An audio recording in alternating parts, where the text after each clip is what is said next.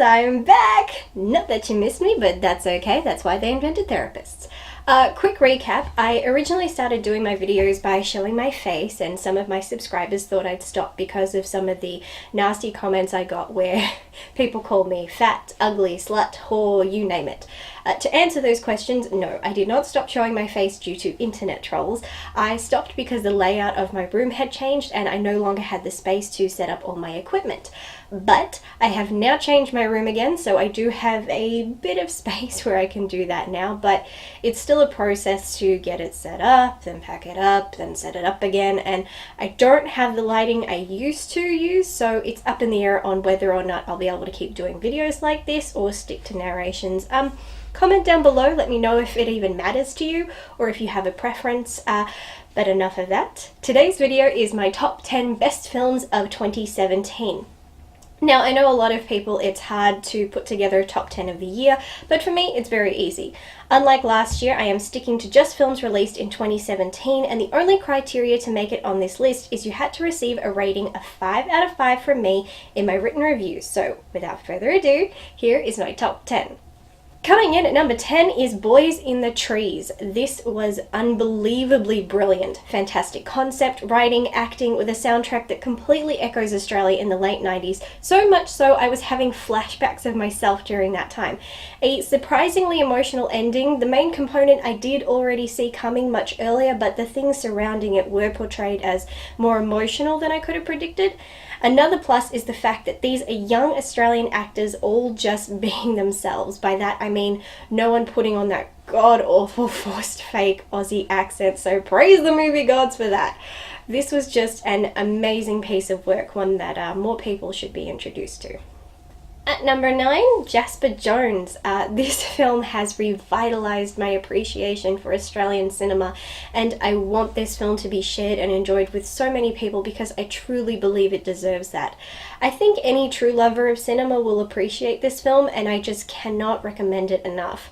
For so long, Australian films had disappointed me and offended me, telling pathetic stories and depicting our country in a way that is unbecoming and not accurate to our culture. And while this is set in a different era, I do feel there was a great deal of accuracy to it, and for that I am so grateful. At number 8, Marshall. Fact of the matter, folks, is this film is brilliant and there is not a single aspect of it that I didn't like. The script was fantastic, the performances were unbelievable, the editing was on point, the cinematography was perfect, the score was spot on, and the costumes were absolutely stunning. I'm trying to think of just one small part of this film that had a fault or something I didn't like, and I just can't think of one. Stunning piece of work from start to finish. At number 7, I Am Heath Ledger. This documentary was beautifully shot and captured the spirit of Heath's legacy. I think it was very clever how they used so much footage that Heath himself shot and captured documenting his own life, because in a way it made it feel like Heath was telling his own story, and that was truly touching. I don't find it easy giving ratings to documentaries because how do you rate the story of someone's life? But as it is on this list, needless to say, it got a perfect score. At number 6, Logan. One of the many beautiful things about this film is that going in knowing it is the end of an era, it does all it can within its power to pay tribute to not just the journey of the characters, but where they came from as well. Each piece is inserted as a gesture to show the love the world had for the character of Wolverine. Never have I seen a character honored in such a touching way. Logan is not flashy, doesn't spend its time figuring out how much CGI they can put into every scene, nor how they can make each character look exactly the way they do in the comics. This film focuses on a powerful story, an emotional journey, and gets to the heart of what we love about superheroes. Not the superficial stuff, but the true reasons we love them.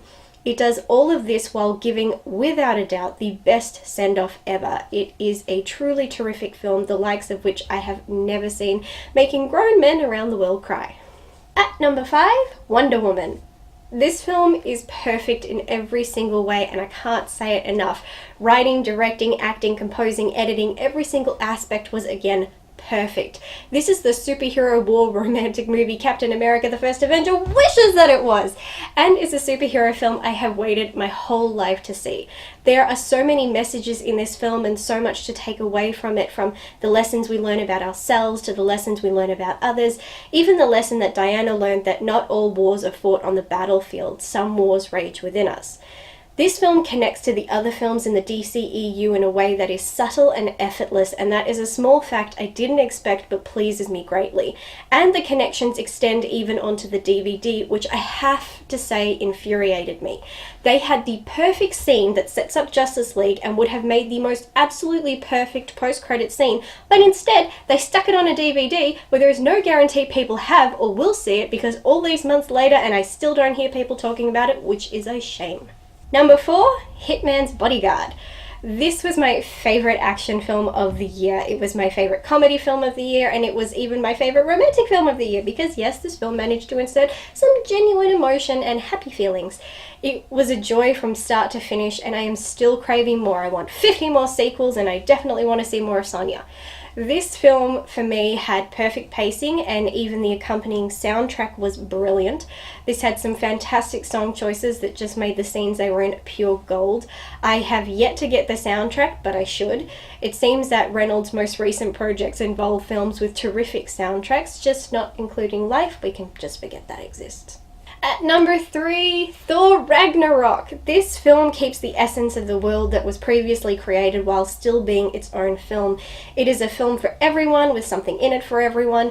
Many came out of this unimpressed, but I was not one of those people. I could watch this again and again and would probably find something new about it to love each time. I would strongly vote to bring director Taika onto another MCU project, as I feel he is just what this universe needs. Thor Ragnarok was the film 2017 needed, and it was one of the best gifts we could have received. At number 2, The Zookeepers Wife. I've said for a very long time that I prefer when horror films result in unhappy endings. You may think me weird, but this is true. However, when it comes to drama films, I tend to avoid them as they rarely end happily. The difference here is drama films are usually extremely and at times painfully realistic, and that kind of realism is too much for me. But I got lucky this time because it has a happy ending, which I did not for a single moment expect. I thought everyone would be captured or killed, or some relatives die and then others go on and live a sad life alone and die, but that didn't happen. Yes, it was a sad, painful journey for the people depicted in this film, and the beauty of it all was it paid off in the end. They saved over 300 Jews from the war, their families survived and made it through and managed to rebuild their whole lives. This is the most depressing story with the most uplifting ending that invigorates my faith in humanity.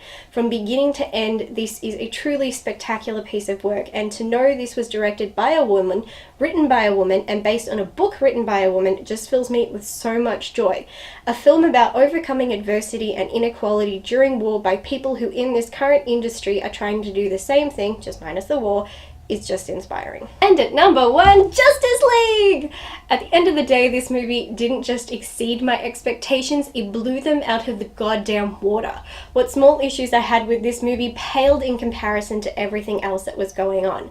This movie delivered on action, fantasy, comedy, and yet when all is said and done, was still capable of delivering genuine human emotions enough to make me cry. It didn't stray away from being human or letting its characters be human. I think it realized that was something these movies need, heart and humanity, and it didn't hold back on giving that to us. After a shocking start with Batman vs Superman, I think the DCEU has finally found its feet, and the future is looking bright. I am still so very thrilled after seeing this, and I want to see it again because I loved it that much. Well, that's it for my best of 2017. If you haven't already, be sure to subscribe to my channel and be sure to check out future content.